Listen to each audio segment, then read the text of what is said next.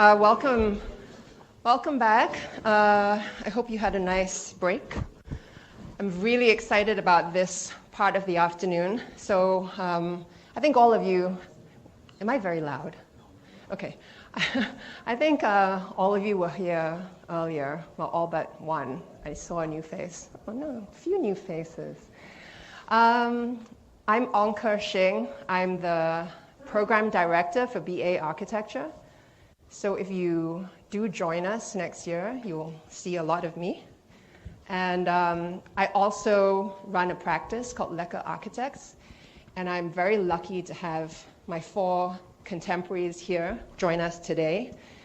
In the kind of poster that we put out, we tried to make this sound really exciting, roundtable discussion with award-winning architects.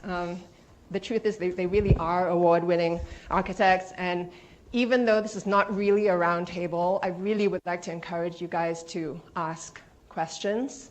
Use this as an opportunity to get a glimpse into what it's like to be an architect in Singapore today, okay? So we have 4 guests. Actually, they've arranged themselves in the order exactly of the presentation without even knowing. Okay, so good. Chyuan, all the way on the right, from Farm. Sharom from Kite Studio. Zhenru, Goi Architects, and Xinghui L Architects. I think they're all kind of founder directors of their own firms, all formed, I guess, between 2004-5 to 2016. So young, but also not that young. We've all had quite a number of years of experience. What's really nice is that I think the firm sizes range from something like under 5 to actually almost 50, right, Chyuan? Yeah. And all the firms do a wide range of work, amazing range. So yeah, of course, architecture in the conventional sense that you kind of think of architecture. They do buildings, houses, institutional buildings, etc. But they also do a lot of things that you don't necessarily think of as architecture, right? Or things that architects do. They design furniture, they design decorative objects, exhibitions, design research manuals. They design a whole lot of different kinds of things, and you'll start to see some of that over the next few slides.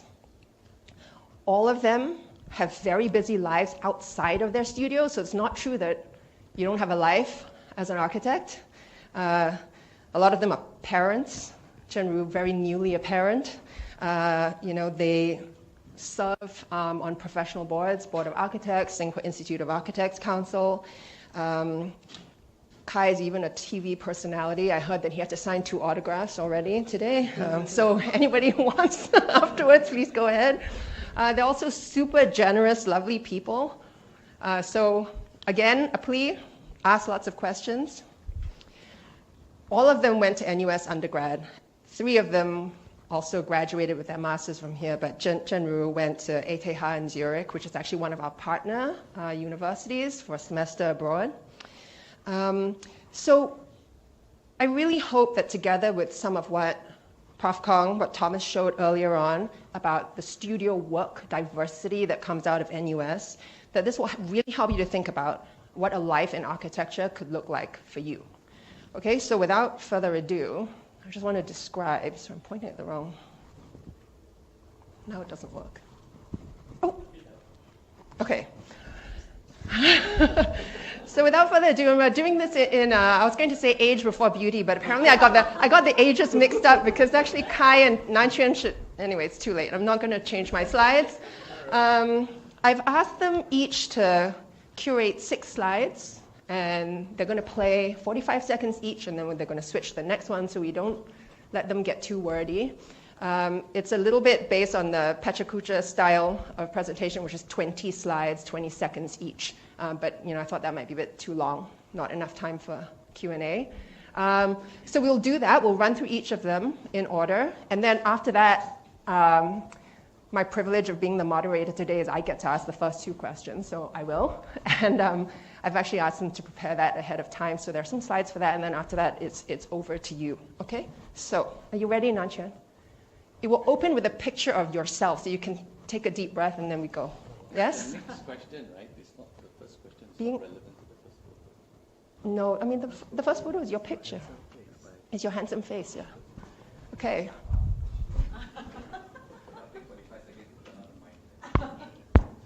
You got it? Okay. Next. Go. Okay, so yeah. Okay, so I think it's being an architect is important to me because I think there's an opportunity to be part of a larger community of designers, cultural makers in Singapore, artists, curators, filmmakers, fashion designers, and photographers. So there is a larger cultural context in in terms of the space of practice, right? Next. Oh, it's automatically timed. Oh, okay. Anyway, so no. Oh, okay. So this was how we started off organizing parties like this in Singapore back in the early 2000s, in different parts of location in Singapore. It's called Rojak. So that has then led us to sort of meet different designers from different fields, and then we carried on working. Today, exhibition designs for some of the curators that we met. We also work with graphic designers, which we subsequently brought on board onto our team. So we do a range of spaces from interior design to architecture, from a single house at the corner to upcoming nursing home with MOH. So that's kind of the range of work that we do in the practice. And I think being an architect is important because it allows you to plug into different thinking modes and mindsets, and at the end of the day, what you contribute may not be limited to architecture, because that gives you a wide range of opportunities. I think being an architect is exciting because you get to visit old warehouse buildings like that, and you have to imagine what it can become, and you have conversations with clients, and more importantly, you're able to transform the space and deliver a sort of a final outcome that hopefully is very close to what the original vision is with that. So we like walking into old spaces, abandoned spaces, leftover spaces, and you sort of try to imagine what they can become. And that is a big part of the work that we do as architects. So we also do research projects, and this is the same nursing home project I mentioned earlier. So in this case, we work with Stark, our research partner, NUS, and also MOH and URA, and to sort of flip convention thinking of nursing home design from a patient-centric point of view. So we literally started from designing the single bed, the cabin, the space, and that became a room, and that became a floor, eventually that became the building. Right? So we are able to engage in opportunities like that. And again, being trained in architecture, and as an architect, you're able to start from the front of the project and also bring it all the way to the end. This is a project we're working with a group of creatives, returning creatives from Sabah, Sabahans who are all over the world, and they want to go back to Sabah to build a hotel in Borneo. So they are restaurateurs, architects themselves, designers, and they have different background, and they want to create something for their hometown. And so again, having the ability to understand across different fields, and how do we put that together as a singular experience, from the narrative, the brand positioning of the hotel, to the interior design, the building, even down to the website and the app design. So again, these are all not done by us, but we work with different partners. I think this is the last slide. So a lot of the work that we do, you have to question the purpose of the project, right? So in this case, whether spaces can build communities. So this is one of the questions that posed for the project itself. So beyond the sort of transformation of an existing school building, what we call adaptive reuse or A&A, but there are a lot of other components like tenancy, programming, a word that kind of popular now, which is called placemaking, but it's kind of trying to understand what really takes to get the place to come together and to build a community. So that again sits within the context of an architectural space, but there are a lot of other conversations that is actually necessary. Yeah, but then, thank you. Okay. Am I supposed to start? Oh. Which one? To the right. Yeah, the big button. Okay, hello. Okay, architecture is important to me because it merges and... hang on. Is it big? This one? Oh, there you go. Sorry. Okay. Oops, sorry. How do I go back? How do I go back? Back. Oh, there you go.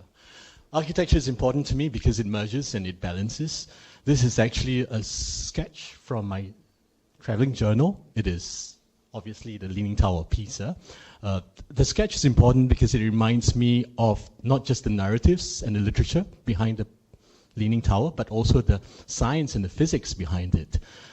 So you don't just understand the art and the aesthetics of the building, but you understand the sciences and the rationale, and even the discourse behind it, whether or not you want to keep it tilted or keep it straight, and the efforts that they put in to resolve this issue. So if art and science were to have a love child, it has to be architecture. Architecture is important because it questions. It is as inquisitive as I am. As architects, we question about the way we live, our lifestyle, history, culture.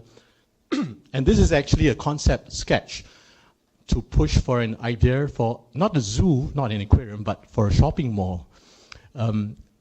As architects, we inspire people and we try to convince our clients and the people around us to think in maybe a different way, maybe an alternative way of solving problems. So in that way, you know, the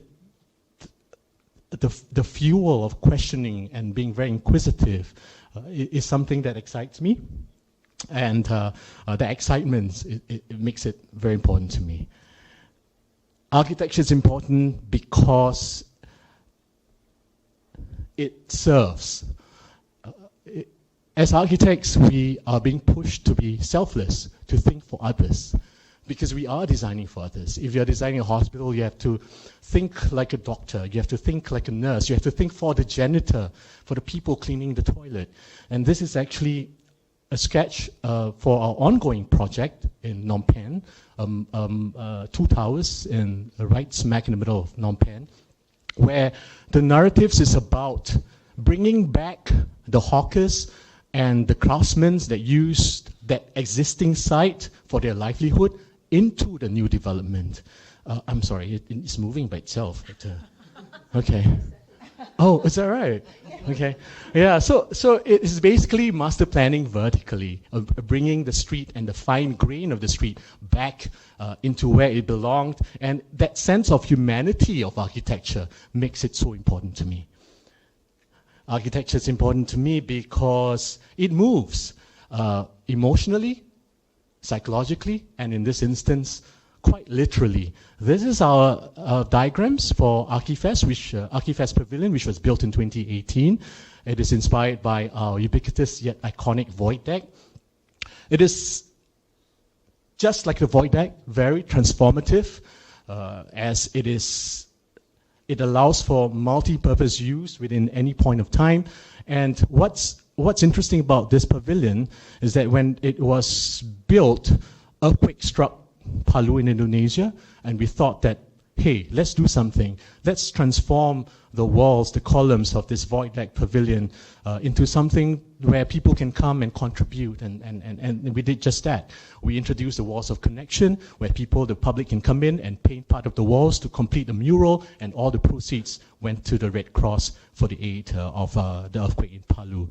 So in that way, architecture, it moves, it touches, and that's why it's so meaningful and important. Oh, this is my last slide. Oh, no, it's not. Oh, I skipped one. Okay. Okay, I'm sorry. Is that more? Okay. All right, so this, architecture is important to me because it inspires, right? Because as architects, we actually hold a tool to inspire people. And in this respect, it is actually a sketch for my studio discourse where I asked the students in Singapore, right, we have so many roads. What can we do to the space above our roads? Can we do something for the future where land is so scarce and we have all these environmental issues to solve? Can architecture be a solution for environment? And in that respect, hence, architecture, I believe as architects, we have every tool in our toolbox to inspire people. And I think that we should have architects in Parliament as well. So let's hope it happens. Yeah. Okay, so last but not least, architecture is important because it loves. It makes me happy. This is, as a kid, underneath the bed was my happy space. I was a very messy child. I would doodle and draw everywhere in the flat. And when my mom found out that I was making a mess, she would chase after me and I would run to underneath the bed, and hide. And I became comfortable underneath the bed because that is where I found out that I can actually do whatever I want underneath the bed. I doodle on the planks, on the floor. I made my own spaces using the pillows and bolsters. And it was ironically, that confinement. I'm sorry. That was your what? Time's up. I'm sorry. So ironically, I'm sorry. Okay, so you got the picture, right? So ironically, that confinement was actually my freedom, right? That space. So today, architecture gives me that happy space. It's just that I don't need to be in a cocoon anymore. So that's why architecture is important to me. Test. Okay. Wow, you get applause. Okay, I will try to stand up because I'm trying to move out of my comfort zone. So this is me. Maybe just a brief introduction of our studio. I'm Zhenru. I'm a founder of Goi Architects, and our studio is based in 3 different countries: Singapore, Indonesia, and Thailand. So basically, the reason why I think that architecture or architects being architect is very important is because simply selfish reason. I love making stuff and I like to see how things are made. It's simple as that. I really love the process. I like to see the way that things are made. Having studios across 3 different countries allows us to go into manufacturing plants to see how furnitures are made, how tiles are made, how carpets are made, and then we take all these strategies and then we go back and we try to implement it into our projects. So this is just one reason why in being an architect it's important to me, because I really like making stuff. So if this is something that you like to do, this course could be very interesting. So like I said, we will go into like different places like in Bali, in Chiang Mai, and we will check out like different manufacturing processes. And with that, it gives us the ability to kind of like bring back all this knowledge and apply it also to our projects. Okay. Sorry, I think there was some overlaps in the slides. Okay. And the next reason, I'm trying to click closer to the computer. Okay, the next, it got cut off, but it's okay. So the next reason why I really like being an architect is the one profession, or at least I'm biased, that I love how you can manifest an idea and you can make it into physical forms. This is very, very important to me. You can't go to any other professions to say that I'm thinking about a shape and then the next thing I know it's manifested into a physical form. And this is a very special part about being an architect, because you have that ability to do so. So maybe I just can show you, this was one of the projects that we did earlier on in our studios. The idea was basically coming from Suka, Santai, is basically the whole idea is about loving to relax. And it's a plot of land that is in Indonesia and is in high altitudes and it has very nice weather. And we wanted to do an organic farm stay. And the sketches just comes out like this, the initial sketches. So you just take a butter paper, you just draw lines, and then it get manifested into models, which you can build with your own hands, so you can see the proportions and stuff like that. And eventually, after a few years, it's built on site. I mean, I still get really goosebumps. If this is something that you really like to be able to draw and to be able to manifest into a physical space, then this is the program for you. The third point that I would say is that this is also a personal favorite, is that I love restoring old buildings. It's something about going into an old building that you see little details, either it's the tiles on the floor, or it is the motifs on the railings, or it's the way that they do their timber doors that really gets me very excited. It feels like you're transported into a different space, and then you're trying to reimagine how life would be like. And having this memory, layering of memory in a culture is also very important, because it really builds the culture of a nation. So what we do is, next slide. Yeah. So what we do is, for example, we have conservation projects that we do in Singapore. One which is 10 Pender Road, which is at okay, I have a mummy brain right now. Okay, sorry. But what we did is that we need to kind of restore all these tiles, and we went to a manufacturing plant in Yogyakarta that is bringing Dutch technology in, and they make all these small little cement tiles that we are able to then bring to Singapore and then restore these old buildings, for example. And again, I find this processes very, very interesting for me. So this is my take to it. And I loved how we could kind of really find an object and try to recreate it again. So that's like something that always makes me very excited. Yeah, so that's why being an architect is important to me. Yeah, thank you.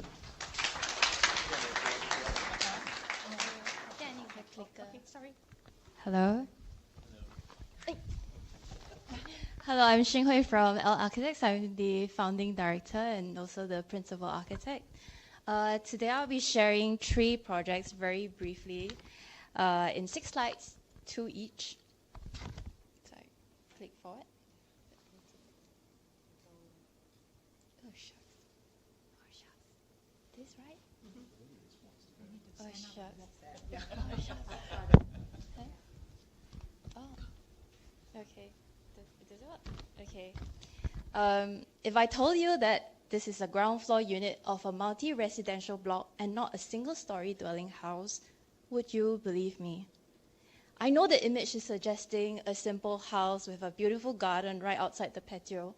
So what exactly is it? Oops.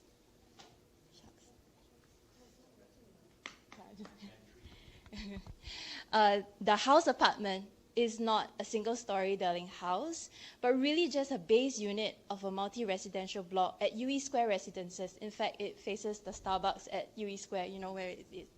Yeah.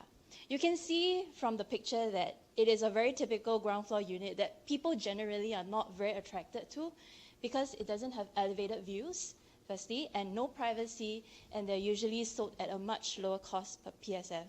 Oh, yeah. As compared to upper units, and we all know that. But when I got this project, I saw the potential of turning this undesirable unit into something valuable and well treasured. In fact, the scene outside is a communal garden that my client enjoys, but doesn't have to maintain it. Isn't that perfect? Being an architect is important to me because I'm able to perceive values in things or situations that a lay person, in this case my client, might not have otherwise perceived. Okay, share the second project. If I told you that this very calming bedroom scene with a very large garden view is really only 7.5 meters away from a crazy traffic situation, would you believe me? The kind of traffic that allows trucks, buses, double-decker buses, and tons of cars going through. House of Trees is located in the heartlands of Kovan, along busy Tampines Road. Maybe you might ask, why did my client even purchase this piece of land? Well, they didn't. It was gifted by their parents, and this is their childhood home. And in fact, it's a context that they're very well familiar with. Being an architect is important to me because I know I can make a demonstrable difference to my client's quality of life. In this case, we attempted to change the sense of context to find that spirit of livability and respite back into my client's home, even when the brief didn't call for it. Okay. If I told you that this is a multi-label kitchen appliance shop, would you believe me? We all know what a multi-label kitchen appliance shop looks like, feel like. We have all experienced it before. They generally don't pride themselves as having much of a retail experience, as they typically take on a more ubiquitous presence. A brick and mortar shop is indeed a multi-label kitchen appliance shop and more. It's a place where we find interesting ways to reinvent an ordinary cement brick to inject soul and tactility. It's a place where we try to encourage slower browsing habits by inserting several pause spaces. It's also a place where we tried using unwanted off-cut marble to lower renovation costs, be environmentally friendly, and not compromising on aesthetics. It's also a place where we test out to see if we can use simple, everyday materials to create extraordinary retail experience. Sometime last year, we even tried out to see if we could potentially host dinners and parties. So that our clients could potentially host dinners and functions to stretch its programmatic capabilities. Being an architect is important to me because in this e-commerce world, clients really rely on us to bring unique experiences to their customers because research has shown that good physical stores enable retailers to immerse their customers in their brand culture to create lasting impressions. And to some, this really is the only way to keep their business afloat. And with that, I end my presentation. Thank you all. Sorry, forgive the technical issues. I tried to make each slide last exactly 45 seconds. But as you can tell, we're all so passionate about our work that we can't fit everything we have to say into 45 seconds. So anyway, thank you all so much. I don't know about you, but I'm definitely feeling renewed inspiration. I might go back to my office this afternoon and start designing stuff. But I mean, I think you touched on an amazing kind of range of things, and I think it's very clear that architecture can both kind of serve our kind of selfish needs and loves, as people who like to make things, like to think about things differently, like to kind of explore the world, ask all kinds of questions, but also that it's a calling and a service, not just to other people, but to our physical world.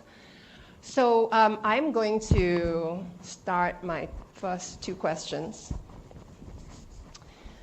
I asked two questions that have to do with things. I call them objects of design. So they don't have to be architecture. They can really actually be anything, because almost everything in the world is designed, right? It's thought of and kind of made by somebody.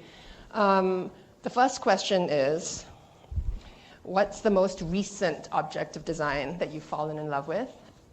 And the reason why I thought this was a good thing to ask is that a lot of you here are kind of taking a bet on architecture school. You don't really know that you're going to love architecture. You don't really know what architecture school is about, but you are interested in design. You're interested in something in your physical world, stuff that you see, maybe a design, an object of design that fascinates you, and you feel somehow, you have an intuition that this architecture school will answer something for you. It will kind of lead you from that interest into a meaningful life.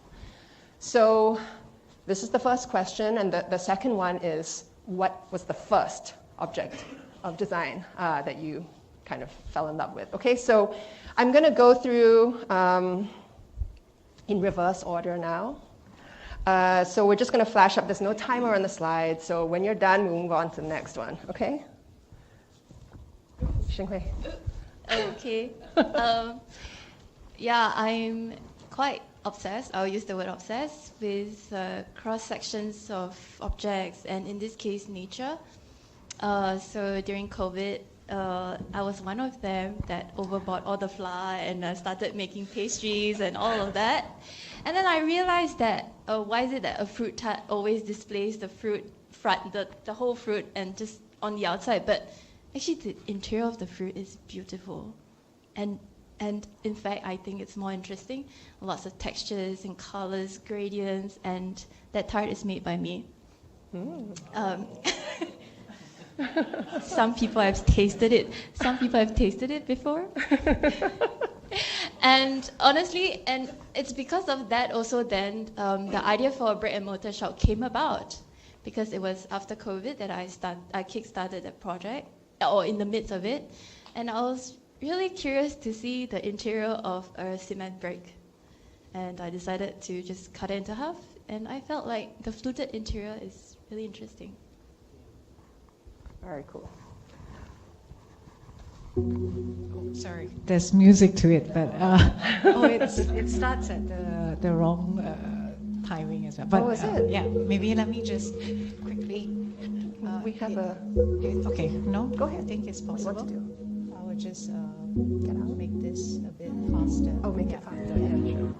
Yeah, okay, so the object that I'm obsessed about right now is a studio that we went by in Bali, and what they do is actually banana paper, so banana fiber paper. So they would have these plantations of bananas, and they are very specific about the banana trees as well. You're not supposed to have fruits, it's like fruitless bananas, then you can use the stem. And what they'll do is they will cut it up, chop it up, they will cook it up, and they'll make it into pulp. And design point of view, what we could do is basically we could design the strings. So later you will see there will be a frame that they use, and then you could actually design the strings in terms of how you want to lay it, and then they would then make it into like a paper. Even though the case used right now, I'm not so sure what we are what we are using it for. So basically, this is one of our designs. So we just gave them like lines, and they pull it into like a frame. And this is the process they're making. So they will soak it in water. They will pour the banana pulp across, and then with just their one swift pulling it up, and then you have the paper, and then they leave it to dry. And you can make it in many different applications, like lanterns. You can laminate it within a glass. Yeah, so basically I'm obsessed about this right now. I don't know what I'm going to use it for yet, but this is something that the studio is still investigating. Yeah.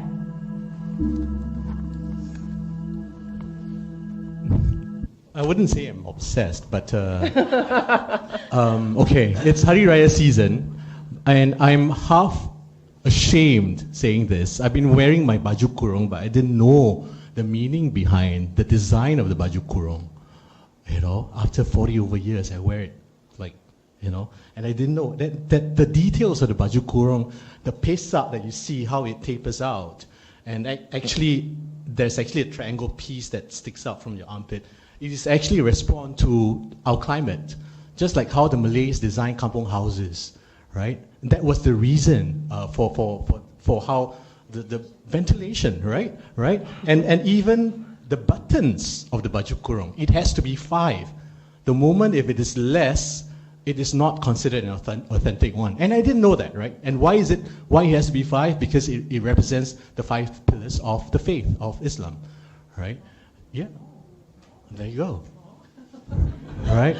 So, you know, it is this awareness that keeps me going and finding out and questioning myself. So, yeah, something for you as well. Okay.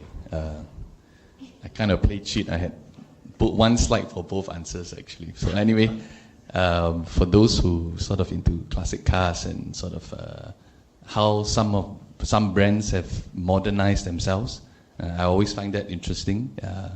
So I think Volkswagen, the Beetle, did one transition. It was very close to the original. Mini Cooper did the same. But I think the Campus, what you call it, Loticha, is the one that maybe is the most ambitious. and it was from sort of a gasoline to an EV platform, right? So this is something that I've been looking forward to for the longest time. I understand there's one EV bus in Singapore, ID bus in Singapore now, but it's orange color, not that nice.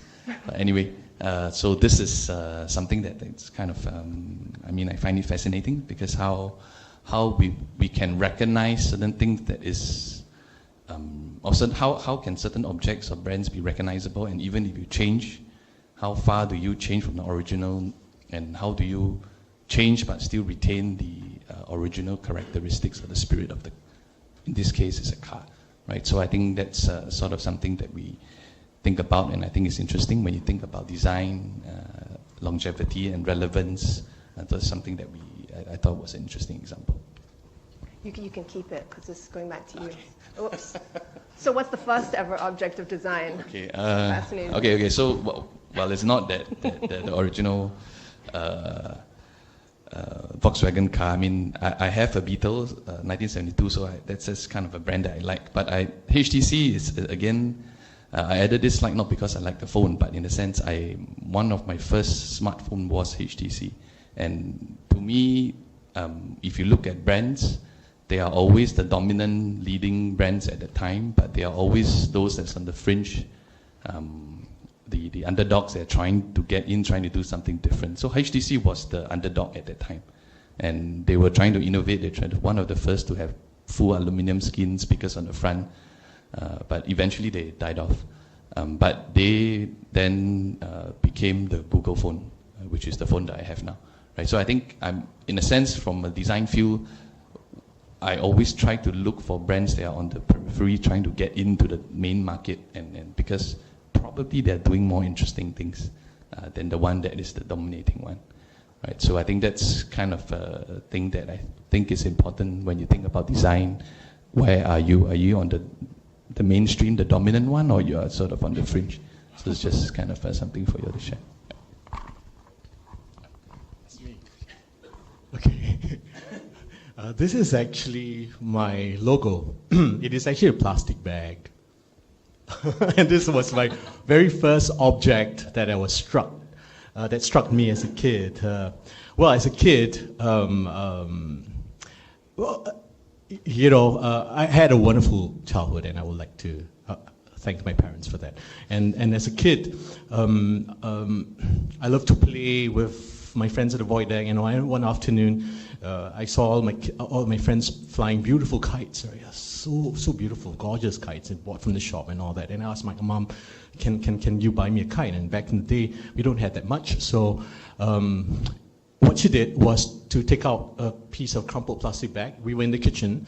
I was standing, she told me to stand by the window. She tied the handles of the plastic bag with a string, and she told me to hold one end of the string, and she threw the plastic bag out of the window, and it puffed and it flew just like a kite, and I was happy. It didn't matter to me that it didn't look like a kite, because it made me happy. It serves the purpose of play, and that episode itself taught me about resourcefulness, thinking out of the box, and just being creative.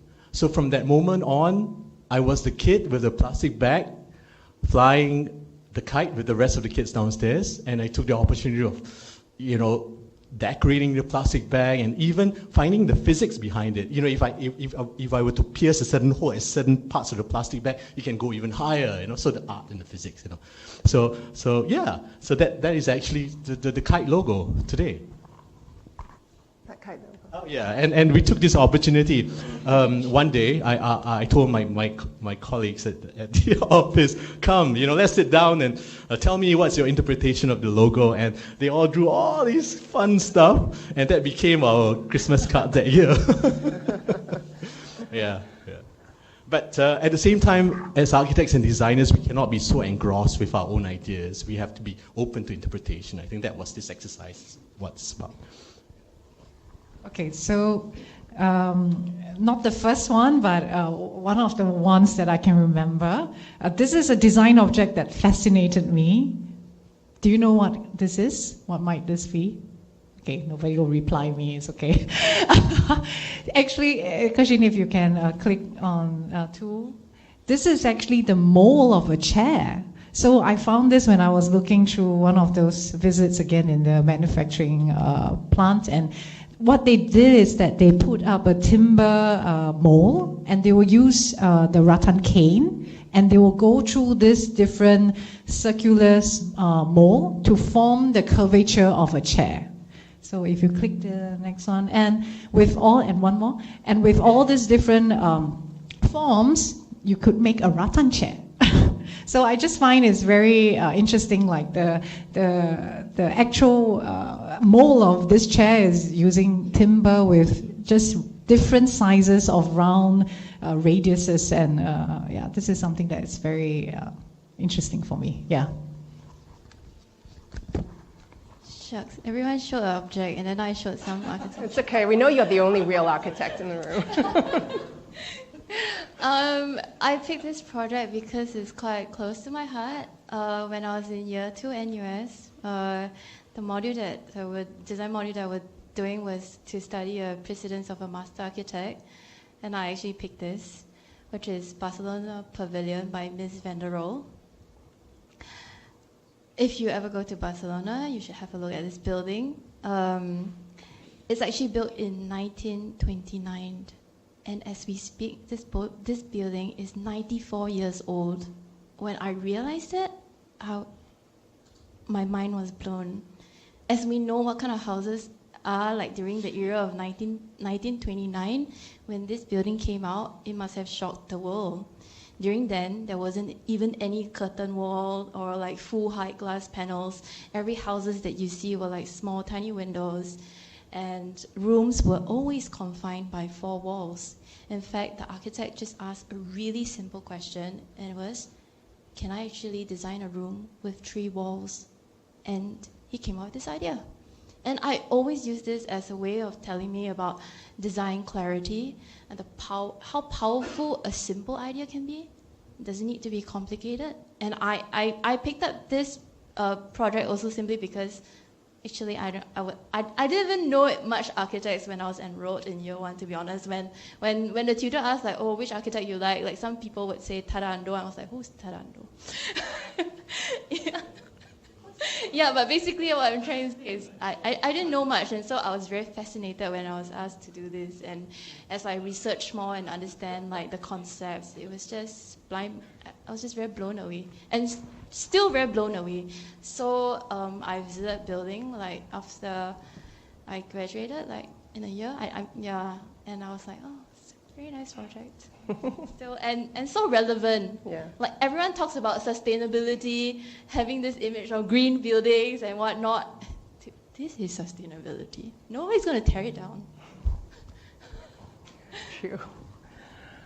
Okay,